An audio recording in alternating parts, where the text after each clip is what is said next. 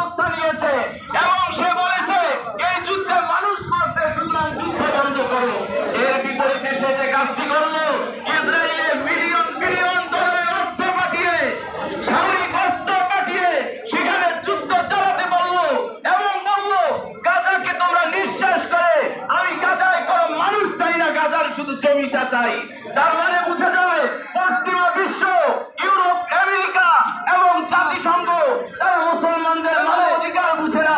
তারা হলো দাজ্জালের দোসর, তারা হলো দাজ্জালের এজেন্ডা নিয়ে কাজ করে। সর্বশেষ আমি আপনাদেরকে বলবো, আমাদের পাসপোর্টের মধ্যে ছিল উইদাউট ইসরায়েল, ইসরায়েল ব্যতীত অন্য যে কোনো দেশে যেতে পারবে, কিন্তু গত সরকার এসে এটা উঠিয়ে দিয়েছে, অর্থাৎ আমাদের পাসপোর্ট নিয়ে ইসরায়েলেও যেতে পারবে।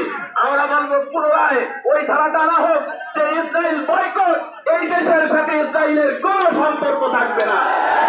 আরেকটি কথা বলে আমি শেষ করছি, আপনার অন্তরে যদি সামান্য মুসলমানদের প্রতি ব্যথা থাকে, তাহলে আপনার হোটেলে, আপনার দোকানে, আপনার খাবারের টেবিলে যেন একুয়া ফিনা পানি না থাকে, আপনার খাবারের টেবিলে যেন কোক না থাকে, না থাকে, এগুলো সবগুলো হলো ইসরায়েলি পণ্য।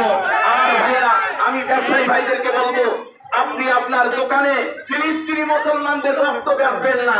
আমি ক্রেতা ভাইদেরকে বলবো, ফিলিস্তিনি মুসলমানদের রক্ত পান করবেন না। আপনি খুঁজে খুঁজে মোবাইলের মধ্যে লিস্ট দিয়ে বাজারে গিয়ে ফিলিস্তিনের ইসরায়েলের পণ্যগুলো বয়কট করে আর ক্রয় করুন। আল্লাহ রাব্বুল আলামিন আমাদের সকলকে ইসলামের জন্য কবুল করুন।